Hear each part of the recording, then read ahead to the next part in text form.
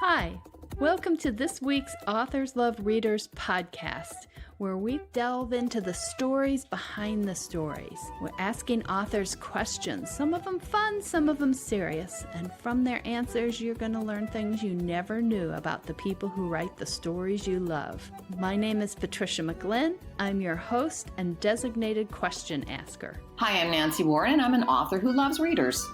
Now, let's start the show. Hi, and welcome to this week's edition of Authors Love Readers podcast. My guest this week is Nancy Warren.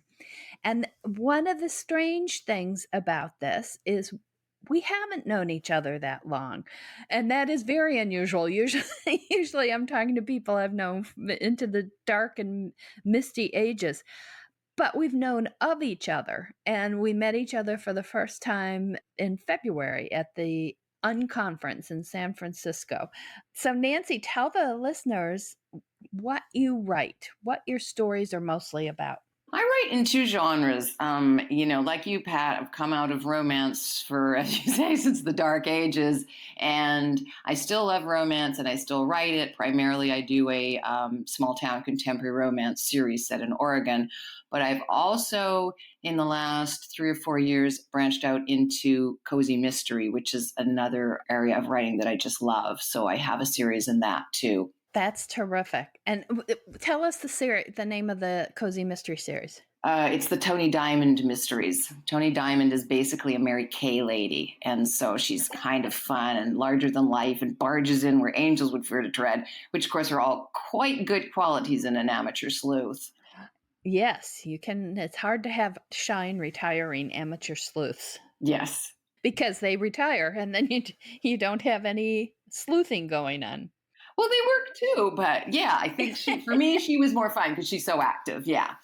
Let's let the readers get to know you a little bit with some sort of off-the-wall questions. What, in your childhood, did you have a book that just opened the door to you for story, where you said, wow, yes, this is going to be my life?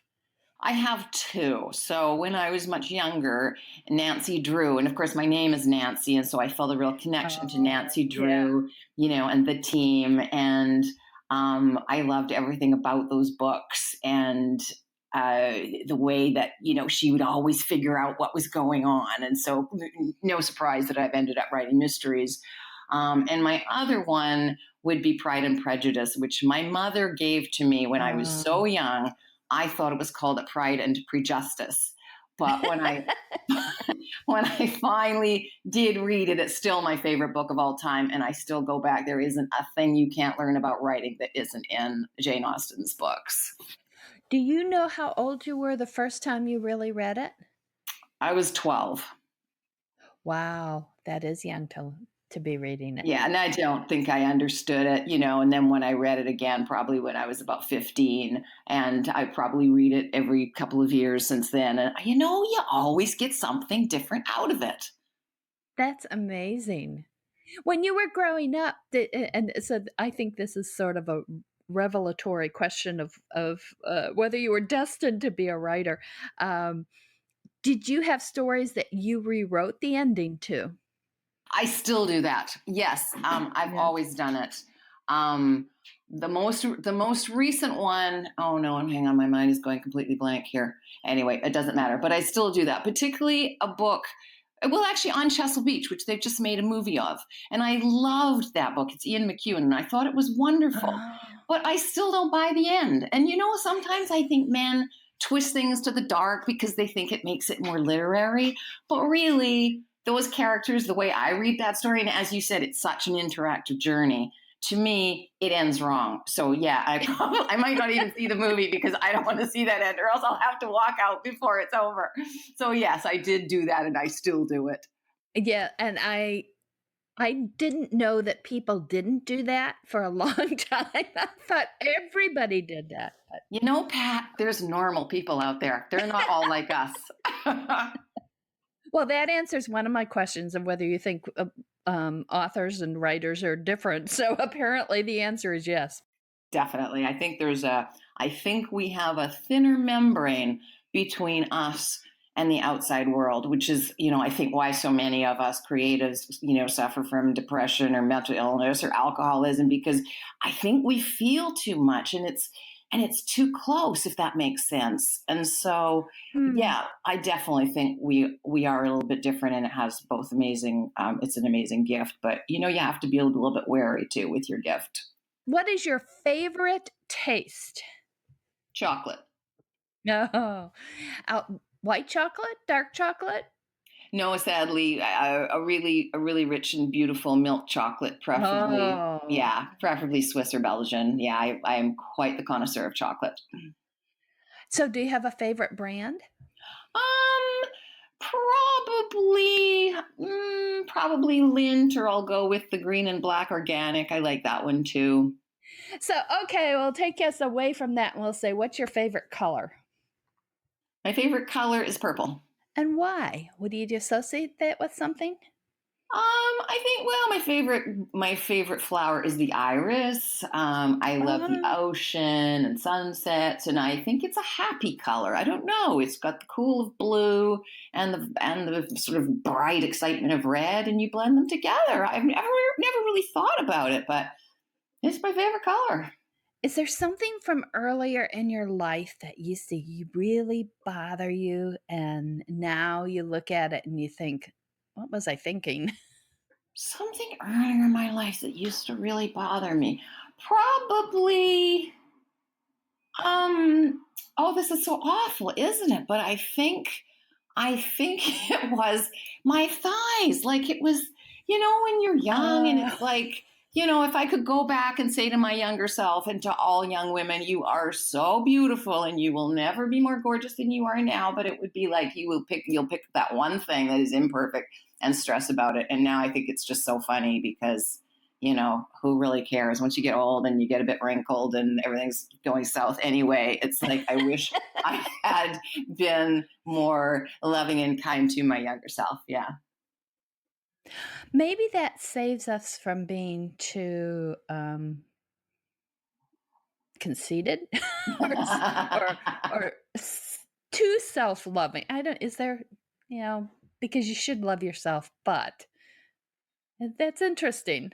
Yeah, and I'm always surprised how many sort of quite old, much older people are writing kind of young adult books, and I wonder if that's it. Like, it's something you can go back immediately, can't you? And I can feel that sort of the trauma and the The angst. humiliation and angst Yeah. of being young, and Yeah. so yeah, I think it's interesting. I think it also helps us write character, of course, when you've understood that vulnerability, and we all have them, everybody has them. It helps, I think, to write a character who has those. So, do you have quotes that you like? Do you have a motivational quote in particular that Well, it's a perfect segue from what we were just talking about, because my quote is, perfect is the enemy of good. And oh, I have to remind myself of that so often, because it's very easy to become perfectionist, and and particularly for, I think, beginning writers, you're so worried about making that book perfect, and it's never quite perfect enough, and maybe the cover isn't quite perfect, and I've really had to train myself, and I think really all those Harlequin deadlines really helped us, didn't they? Like, there's a point at mm, which, and I like you, started out in media, so my first job was in a newspaper, and that piece has to be in by 1 o'clock, and if it's five yep, after one, nobody cares, and if the piece is too long, they cut it from the bottom. And yep. so I think, yeah, I think learning that, there is a point at which you just have to let it go, and it's never going to be perfect, but it's probably good enough. Yes, yes. And done is better than perfect. Exactly, that's another good one. Yes.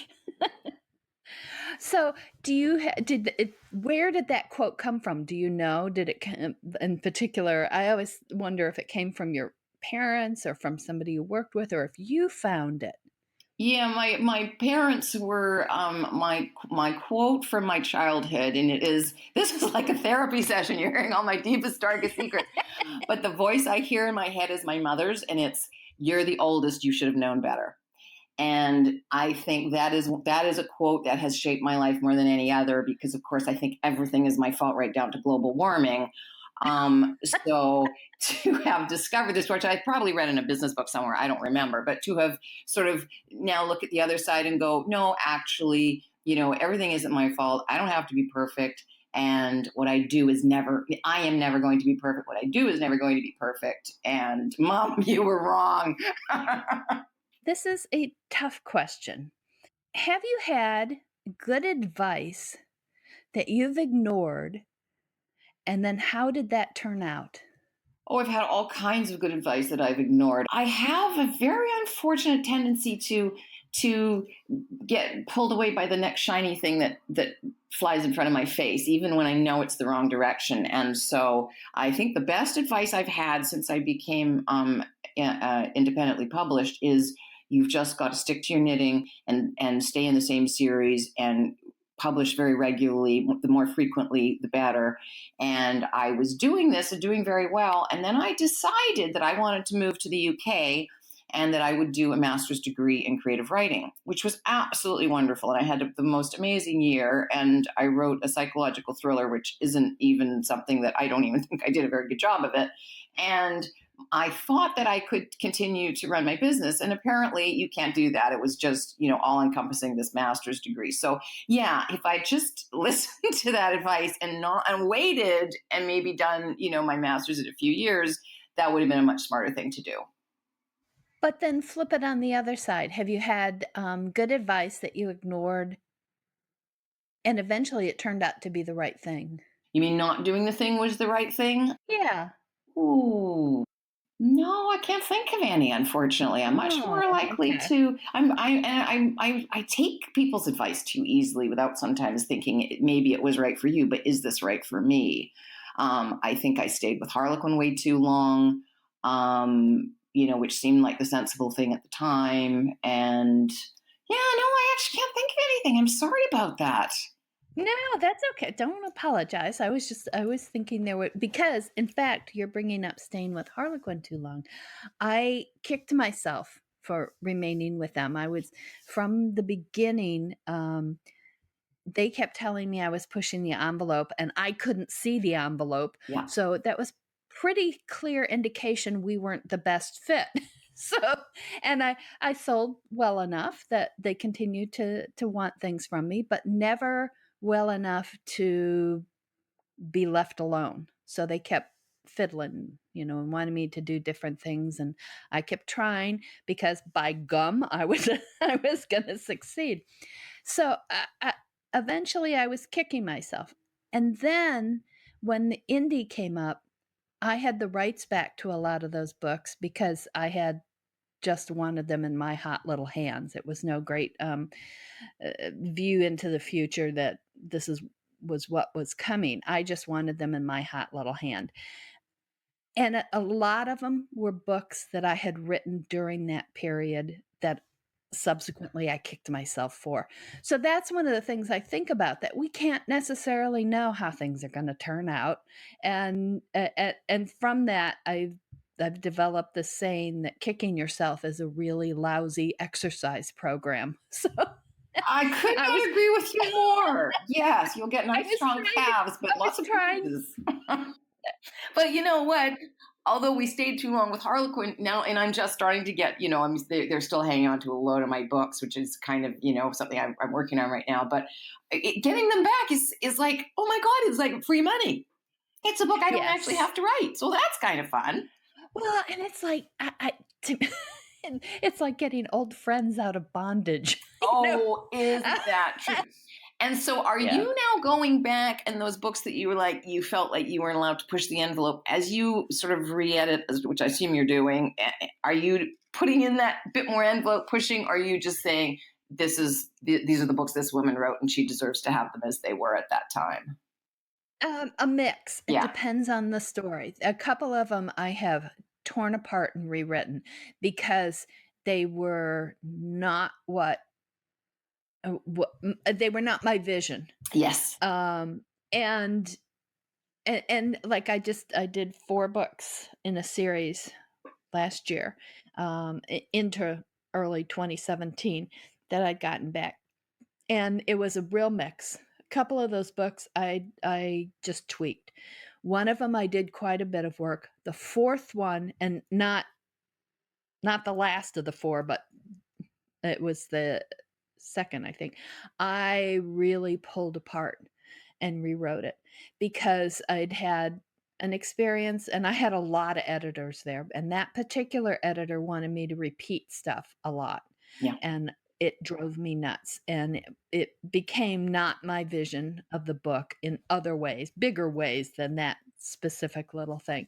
But yes, I rewrote that one and a couple others earlier in getting my books back.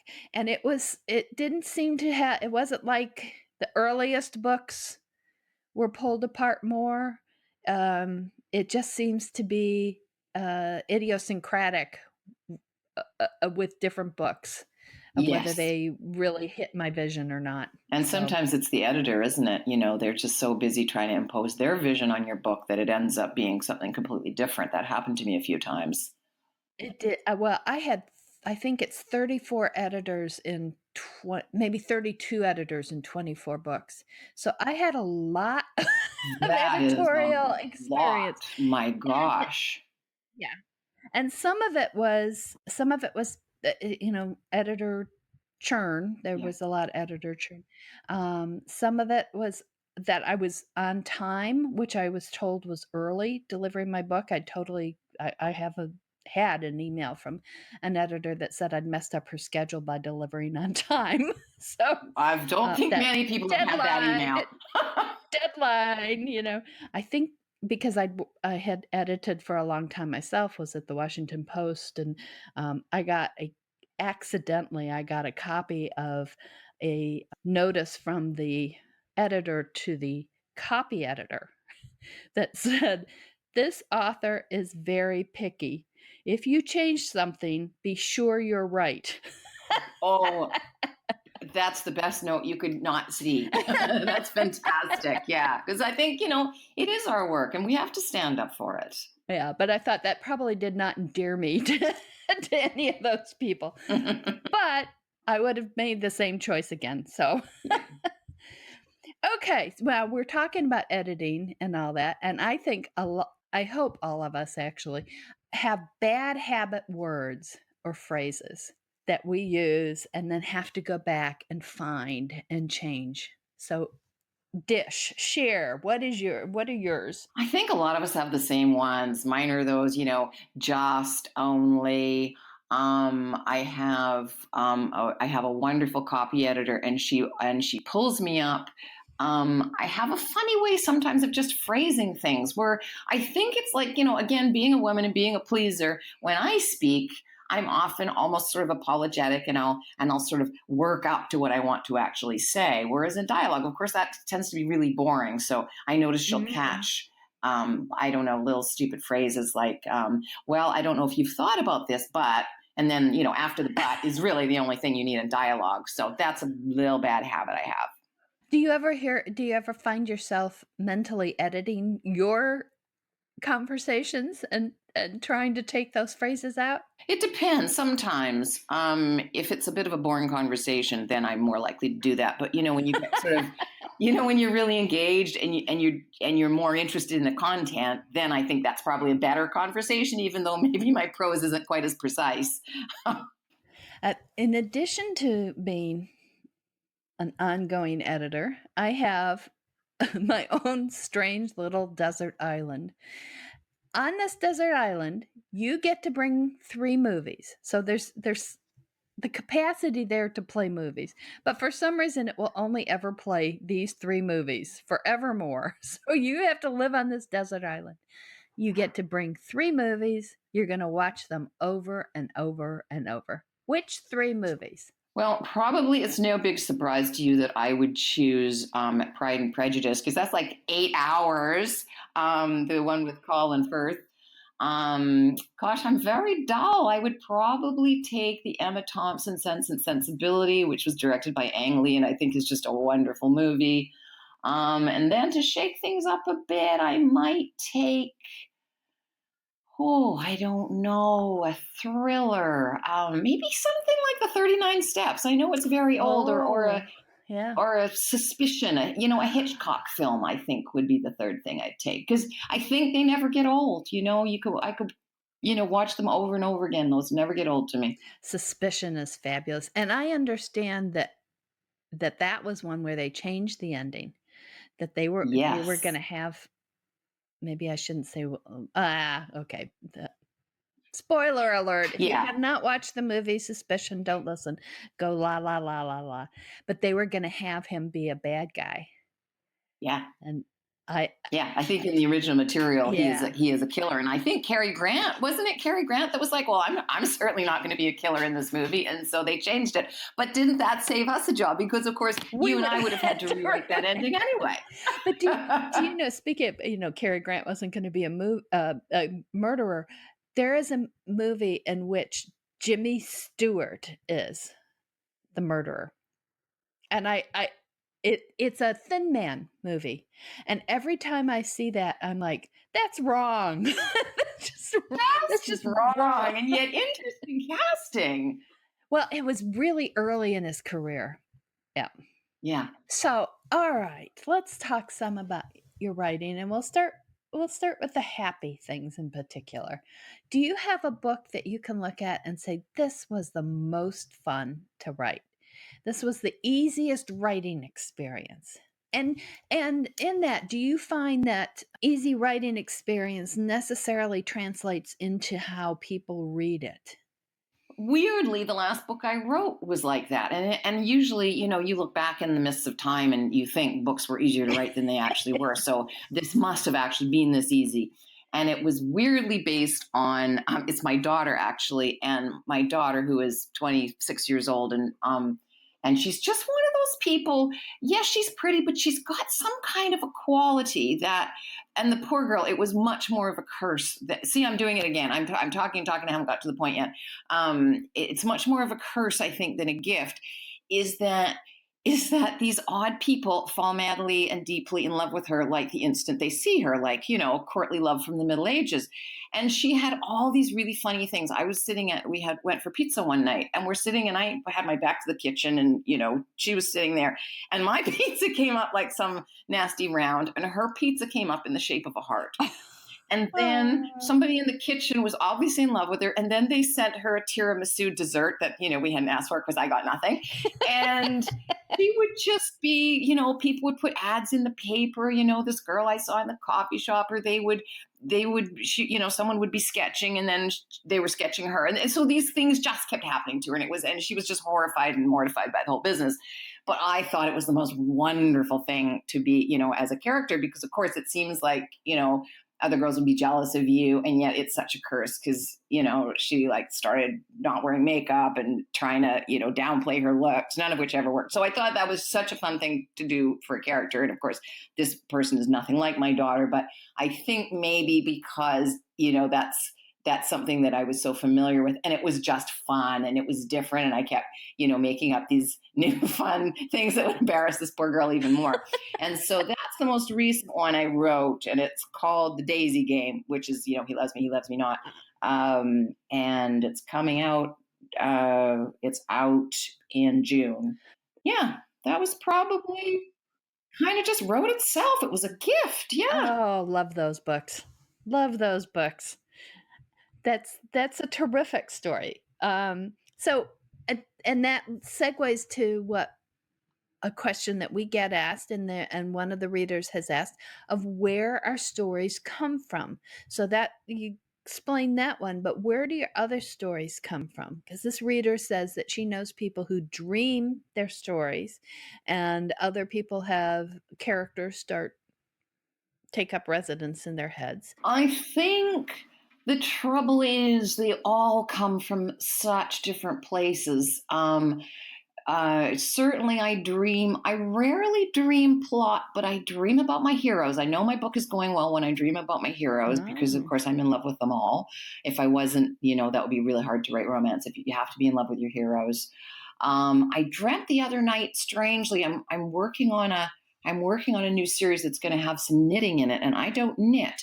And I dreamed that I went to a knitting store and I bought this pattern. I can see it in my head, and I bought this pattern for striped socks. And I bought the wool, and in my dream, I was knitting these socks. And when I woke up, I thought that's actually a really good idea, because even though the heroine doesn't knit, the knitting is important enough in this book that I think I've got to at least be able to sort of describe, bad knitting and all the things that can go wrong. Yeah, did I answer the question? I think there was more that I don't know, but now I have other questions. So, what made you decide to use knitting when you don't knit? Because the fun of books is all the things you don't do.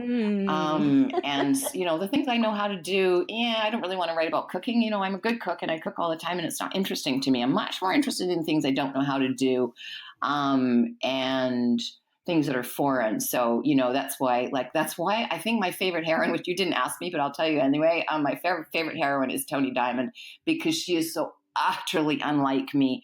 And to live inside somebody who is pushy and always says the wrong thing, or, the thing that no one else would ever say, and like wear all that makeup and those, restrictive clothes and high heels. I think that's why I'm a writer. I get to explore because secretly I would love to be that person. Secretly, I would love to be able to barge in and not care what other people think.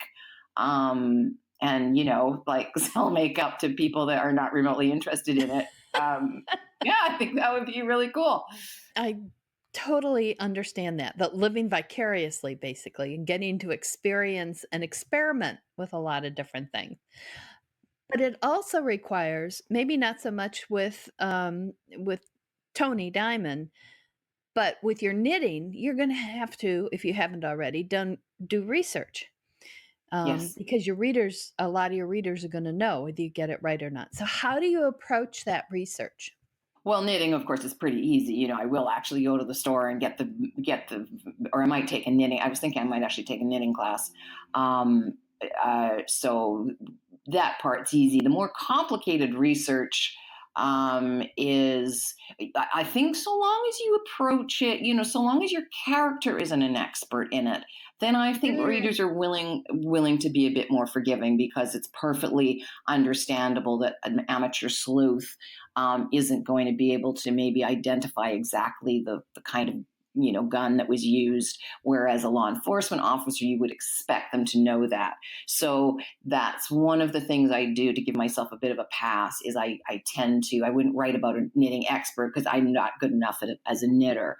However, of course, the beautiful thing about our world now and the internet is how easy it is to find experts and interview them. So that's the other thing I think is, well worth taking the time to do. And interesting, on another interview, we had a discussion about knitting, and I would say one of the things whoever you talk to, get them to talk to you about the difference between, I refer to it as European and American style of knitting, and the other person said continental and English, I think.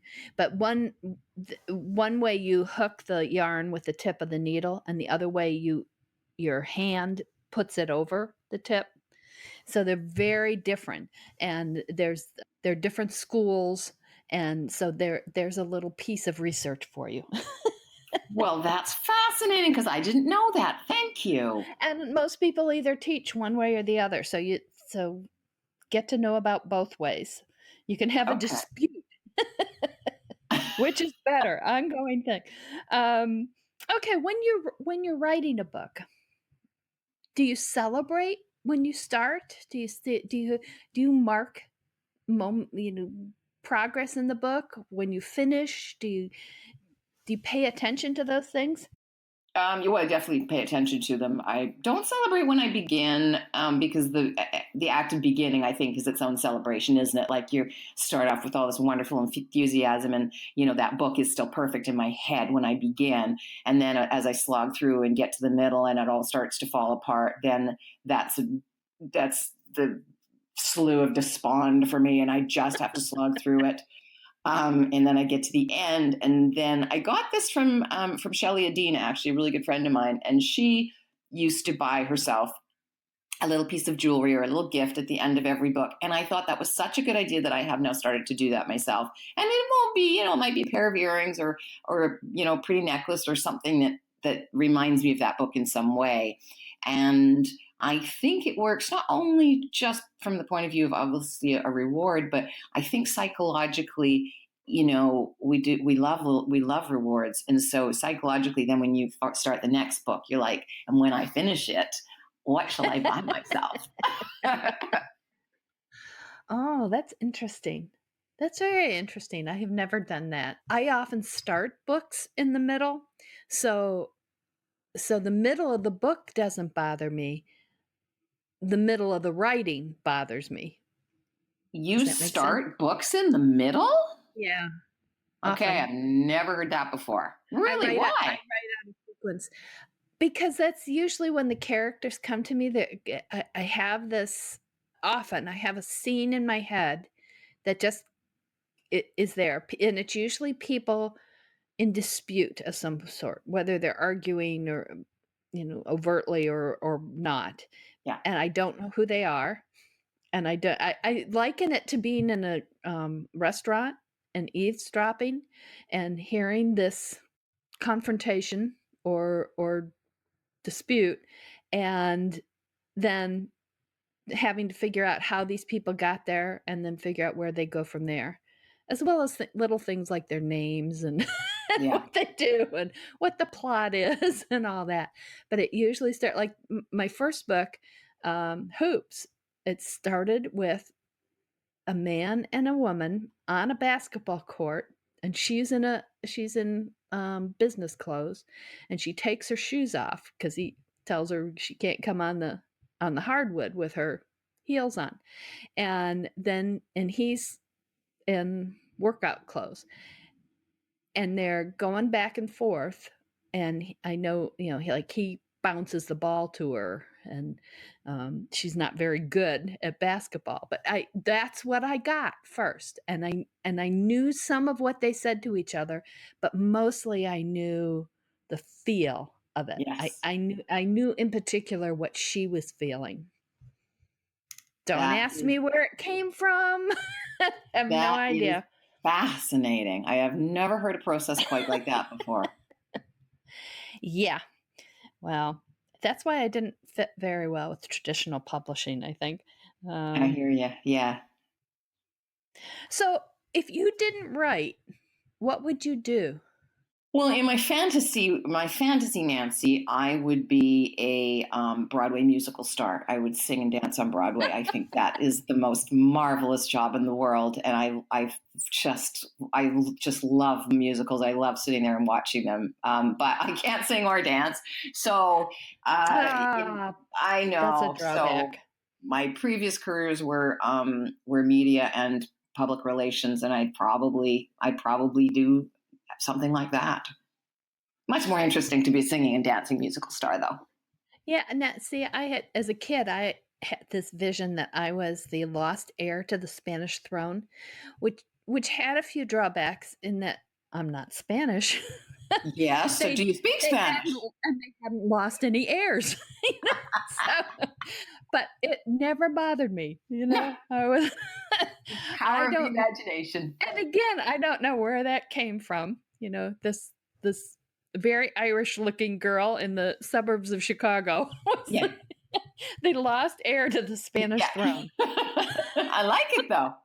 Maybe you are. Maybe you'll turn out to be one. Who knows?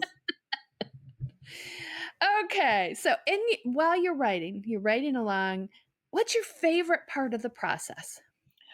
Literally right before I start, when, I think we have these sort of, the platonic idea of the book. It's perfect. And the minute I put my fingers on the keyboard, I start ruining it.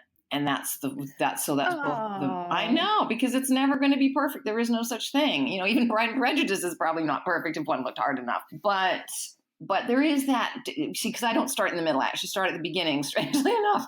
And there is that sort of push of energy and excitement. And that's the best part of the book for me. And then I think probably there will be a scene, won't there? And I don't know where it comes from. A little bit like your hoop story, where all of a sudden you thought the plot was going a certain way, and then it kind of veers off, and the magic happens. And there will be a point somewhere where I get that scene, and it's like, now I get it. Now I know what the book is about. Now I know who these people really are. And then I think the end of the book, there's just such joy in being done with it. Yes, because that's when you were talking about, as soon as you put fingers to keyboard, it's no longer has that potential to be perfect, because when it is just potential, it can be perfect. But what offsets that is then finishing it, having it not only done, but having it be able to go out into the world. Yes. And so that's the balance for no longer being perfect. Absolutely true. And of course, as you said earlier, and it's so true, then that book is no longer ours. It is a communication between author and reader. And readers find things that we didn't know we put in the book. Maybe we didn't put it in there, but it's a journey for both of us. And so I think then that's a little bit hard for me. And I never read my books afterwards because they weren't. I'll find all the mistakes and I'll hate them. But it's not mine anymore. Now it's the readers. And I think what's so fun, especially nowadays when everybody, puts reviews on Amazon 5 minutes after you publish it, is you see the book through someone else's eyes. And it's a different story sometimes than the one you wrote, or what they saw in the person is something you didn't know you put there. I love that. Or possibly didn't put there. Exactly. Because it is so interactive, and as a reader, I love that, and I love that I take possession of the story. As a writer, I'm not so wild about it. Totally get that. Yeah, much easier to read a book than write one. Yeah, it conflicts with my megalomania too. Yeah. My book, my story, my world. It's got to be my way. So, as you're writing the book, what do you do if you get stuck? Please don't tell me you never get stuck. I get stuck all the time. I will wander off and eat some chocolate. I will take my dog for a walk. Chocolate, we know. Chocolate cures so many things. I might work on another book. I sometimes do that. Mm-hmm. I might watch, like currently, because of this knitting thing, I'm watching Miss Marple, the original series with or the earlier series with Joan Hickson, which I absolutely love. Yes. And I know something's going on in the back of my head, even though it's not really work. I call it work because I think, there's plotting stuff happening in the back of my head. Sometimes I think you just really do need to step away and, let those magic muses just kind of go at it in the back of your head. Yeah, but I find that if I just tell them, okay, get to work, it never works. I have to trick them. Okay. And sometimes that's by working on something else. Yeah. Sometimes it's by doing certain things. Showers are really good. Yes. Walking the dog is really good. Yeah. Driving. Yeah. Yeah, and I see both the walking the dog and the driving. You can't it's not like you're reading a book or you're watching television. It's sort of moving meditation, isn't it? Because you're focusing on the road, or you've got the physical movement of walking and picking up your dog's poo, whatever you're doing, but your mind is free to create. So I think that is why those things work so well. Swimming is another one. Anything like that where you're off, particularly in nature or near water. I think that's what's interesting about the shower too. There is something very creative about water. Well, when you talked about moving meditation, I think, and I do that also in yoga. I take yin yoga, the really inactive kind, and the instructor is always saying, this is very hard for a lot of people. And I'm going, not me. I'm really good at just, getting in weird positions and then just lying there. And then you're supposed to keep bringing your mind back. Yeah. So if your mind is wandering off to what you need to do next or anything, bring it back to your mat. And I'm thinking, heck no, and the instructor has gotten to know me now, and she will say, yeah, I see you back there in the corner plotting murders. I see you plotting, yeah. You're in a dangerous place. We're supposed to be all zen and I find that too with yoga and that shavasana, same thing, right? The Oh, corpse pose. yeah. And you're supposed to just be like free floating. And I have had some of my best ideas in shavasana, or that plot problem, just you break it through. It's wonderful. So the corpse pose is particularly good for murder mystery Excellent plotting. food murder mystery. Yeah. So it's a good thing I have an understanding instructor there. Yes. Uh, so what do you read for fun? What do I read for fun? All kinds of different things. Generally, not in the genre I'm currently working on for obvious reasons. So I just read a wonderful book called. I met this woman in Berlin at the Love Letters conference. She's Swedish, and she wrote this book called "How to Fall in Love with a Man Who Lives in a Bush," and it's about she met this homeless guy in, I think it was in Stockholm, and he was Canadian, funnily enough, and they fell in love. And it's this wonderful, funny, raw kind of memoir story that I loved. What else do I read? I'll read sort of books about what I'm kind of what I'm doing, nonfiction. So I might read, well, I probably wouldn't read a knitting memoir, but if I'm doing like I don't know. I don't do a lot of police procedural stuff, but obviously when you do murder mysteries, there is a cop who is kind of the love interest and the kind of assistant sleuth in my book, in my Tony Diamond series. So I might read about, sort of police procedural stuff in a nonfiction way. I do that sort of thing. One reader asks if when we finish a book, do we think about the characters and do we miss them? And I think that's so wonderful because it's very clear that this reader misses those characters and thinks about them. Isn't that wonderful? Yes, of course I do. And I think that's when I'm more likely to dream about the heroes, is when the book is done, because I do miss them. And you've been part of that world. And sometimes you'll think, oh, I wonder if she's pregnant yet. If you ended when they fell in love, like, yeah, I do. And of course, they're part of my world as well. And I think it's lovely that they become part of readers' worlds. And so, yeah, how delightful. Does that spark additional books for you? Well, of course, and now it's such a thing to do these rather long series. And so what's fun about a series like my Take a Chance series is I'm now in book 7. And, the people who fell in love and got married in book 1, they've just had a baby. And so what's really fun about these, and I think that's why readers love them so much, is you never say goodbye. They show up at the family barbecue or, the next wedding or the baby shower or whatever it is. And so we sort of see this, it's not just a story anymore. We're building these communities of, really genuinely warm and loving people that we have come to know when they all got their own story. So that's quite a nice way to do that. So we never really, until the whole series is over, we don't actually have to say goodbye. I did a cowboy wedding in my Wyoming Wildflowers series, and I had everybody. Yeah. The wedding. And I even had some people from some other series because they're in the same geographic area. Oh, and I thought, nice. well, yeah, they probably know each other. So I had this like cast of thousands. And I put a warning on the book description that this was really for readers of the Wyoming Wildflowers series. And if you hadn't read it, this was not the place to start. Yeah. Because, you need a bit of background for this one. Yeah, it's nothing like telling people don't read a book. Yeah. But I thought, the people who had been following the series, I hope they had as much fun with it as I did. But somebody new to it, it would be like being the 1+ at a wedding where you knew nobody and everybody else knew each other. So exactly. Oh, that does sound like fun, though, Pat. Yeah. But I agree about the community. Absolutely. Yeah. Another reader asks, what is your favorite place to write and why? And does it have an inspirational view? And I think that's so sweet of her that I think she wants us to have an inspirational view.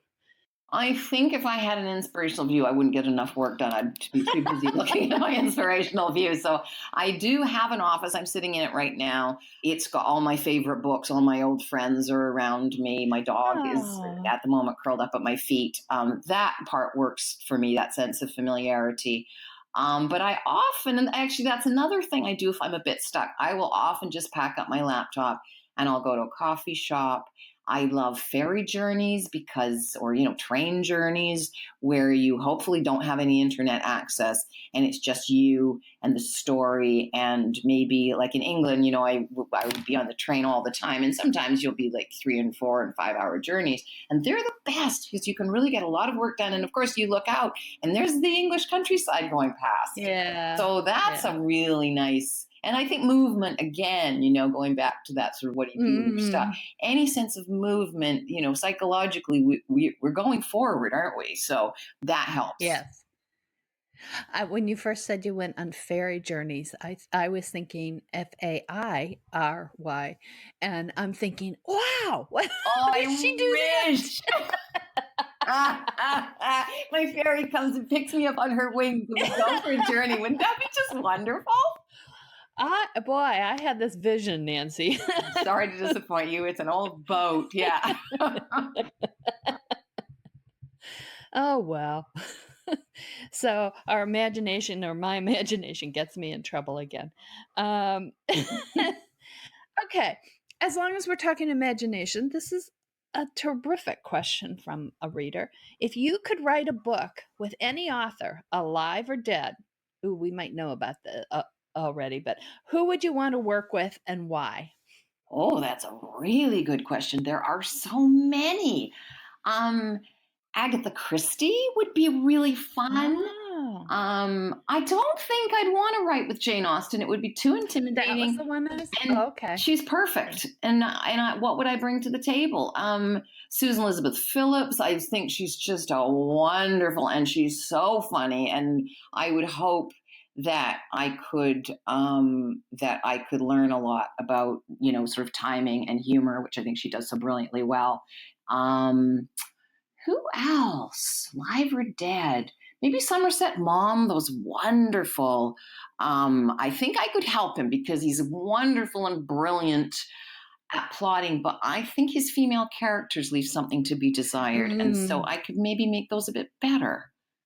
Oh, that's fascinating. Yeah. Where it could be mutually beneficial. I think that's what you want, isn't it? You want to think, well, if I was writing with someone, you'd want to think maybe the books would end up better than just you were, writing on someone else's coattails. Now, see, when you said no to Jane Austen and no to, well, you didn't say no to, but you said Agatha Christie. What I'm immediately thinking is, ooh, Agatha Christie, you could find out what really happened. Exactly. She's such a fascinating woman.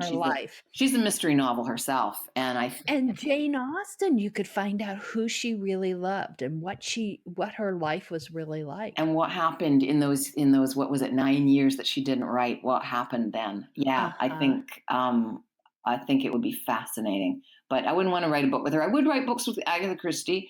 I think that I think it could be really fun.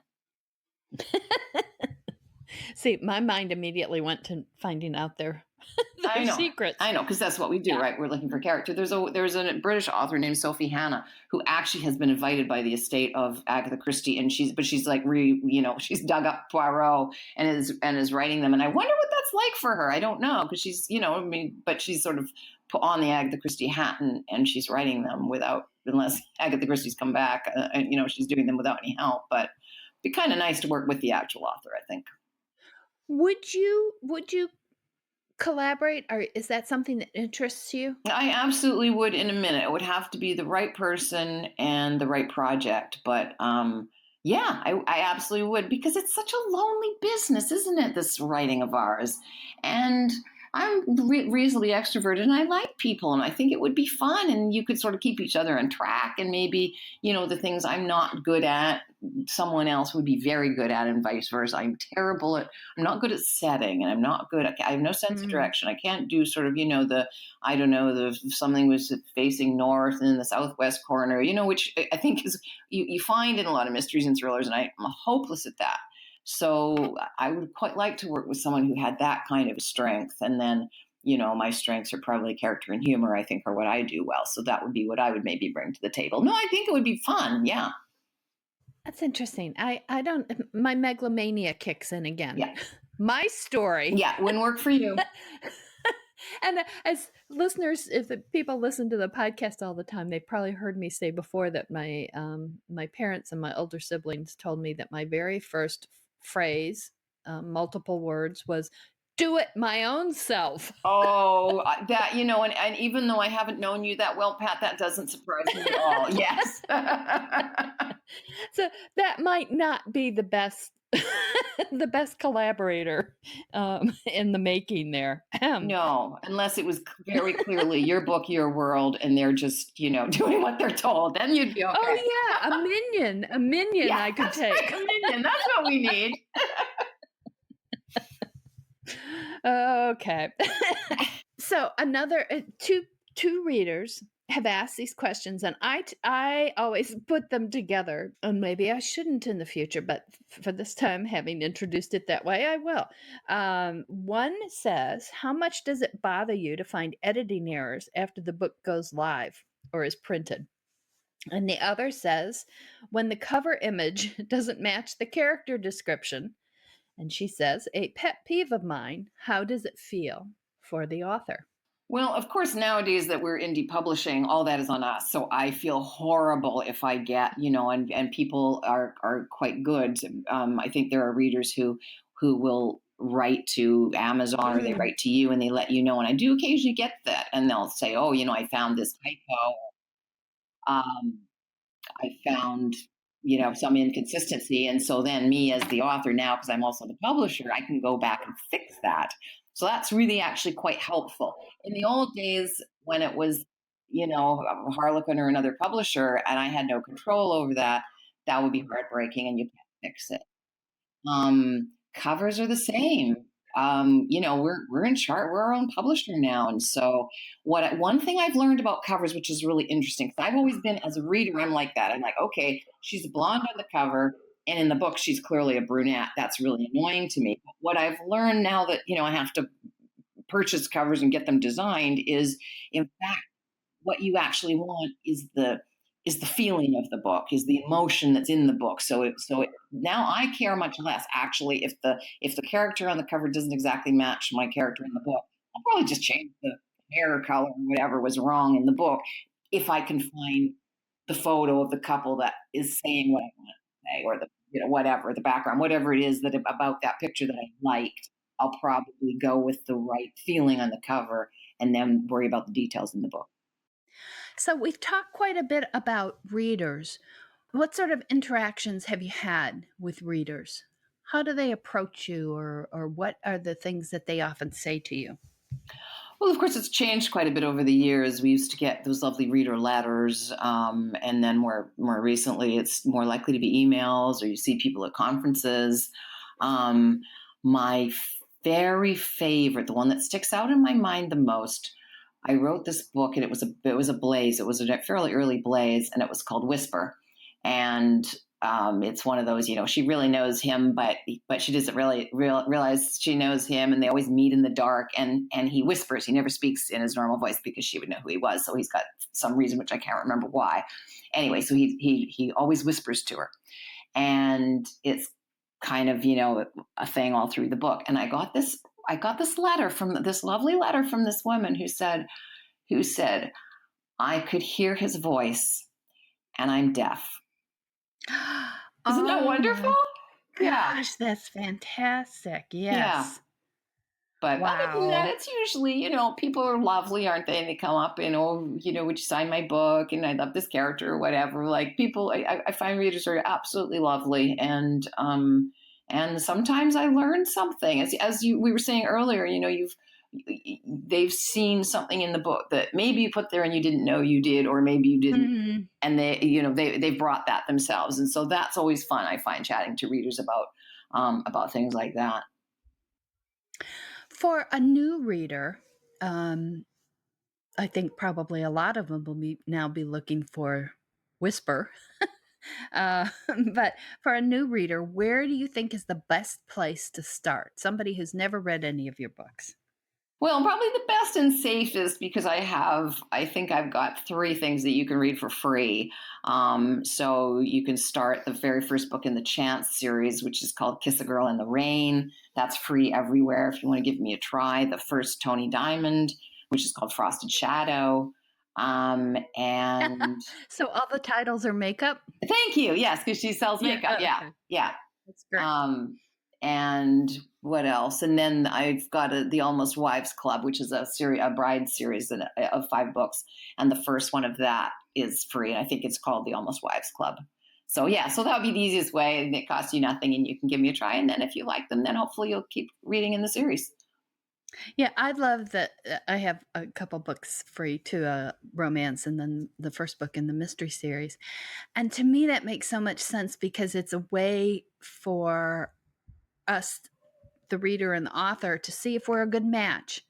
And if we're not, no harm, no foul. Exactly. You can tell old sports writer here. Yeah. And, we go on, and you, as a reader, you find somebody that you really love. And as an author, I find somebody who really loves my work. So I think that's a great way to introduce our work to people. Yes. And I find new writers that way too. Sometimes I'll be like, yeah, it's free, or it's 99 cents. I'll give it a try. And of course, we're still asking something, aren't we? Like, even if they don't pay money, you're still asking someone to give up their time. And there's a lot of demands on our time these days. So I'm very grateful. If someone wants to borrow my book for free and read it, and if they like it, hopefully they'll go on. And if they don't like it and it wasn't for them, as you say, no harm, no foul. And, they're not wasting their money or their time. So I'm fine with that. Yeah. One of my favorite communication from readers, and I got a couple that recently that said, this free book, and they both happened to be for Sign Off, the first book in my mystery series. And they said, I got this free a long time ago, and it sat in my queue, and I finally read it. Now I want to read all the other books. And I thought, yes, perfect. This is what you hope for. So if our free books are sitting in your reader, grab those Nancy Warren and Patricia McLinn books and give them a shot. Give them a try. Okay, Nancy, where can people find out more about you and your books? So my website, of course, which is nancywarren.net. I tend to be on Facebook. You can find me on Twitter. And that's about it. And if you're in Victoria, come and find me. No. Ooh, be careful about that one. Well, I didn't give an address, I guess that was a silly thing to say, but I do, write in conferences where readers show up. So I'm not that hard to find. Those of us who write murder mysteries think, no, don't say that. I know. If I only wrote romances, I'd probably be more open to it. And Nancy Warren is spelled the usual way, says the former journalist. The URLs will be in the show notes for those of you who prefer it that way, as I do. Is there anything I haven't asked you that you would like to answer? Is there anything I haven't asked you that you wouldn't like to answer? Well, it's been very comprehensive. It seriously did feel like a therapy session, so I'm going to have to go lie down now. Don't lie down yet. We still have the either ors, and this is rapid fire. Okay. You ready for this? Yes. Start with a really tough one. Appetizer or dessert? Appetizer. Heels or slippers? Slippers. Binge watch or make the watching last as long as possible? Always binge watch. Day or night? Depends on the activity. Night. Probably. I'm more a night person. Paper plates or best china? Oh, best china. House decorating or gardening? Can I pass? I don't do either of those things. Opera or show tunes? Show tunes. Pickup or sports car? Sports car. Hiking boots or cowboy boots? Oh, I'm a big hiker. I hike all the time. Okay. Spring or fall? Spring. I know you chose appetizers, but I'm still going to ask ice cream or cake? I'm just not really a dessert eater, apart from chocolate. Probably chocolate cake I would eat, or a brownie. There you go. Cruise or trekking vacation? Trekking. Daisies or roses? Roses. Hot air balloon or train trip? Train. Cat or dog? Dog. Coffee or tea? Tea. Winter Olympics or Summer Olympics? Probably the winter. Nail polish or bare nails? Oh, nail polish. Last one. Grab the best first or save the best for last? I think I'm a save the best for last. That was really good. You went through and made decisions. I'm really impressed. A lot of us authors are going, but I want some of this and some of that. So that was, yay, Nancy. Yay, I did it. It's a bit stressful though, wasn't it? Sometimes you're like, no, but then sometimes I like to wear high heels. Yeah. Well, thank you for playing with us for this time and really appreciate your being here. And to all of our listeners, I hope you'll come back next week for another edition of Authors Love Readers podcast, when we'll have another author talking about the stories behind the stories. Until then, have a great week of reading.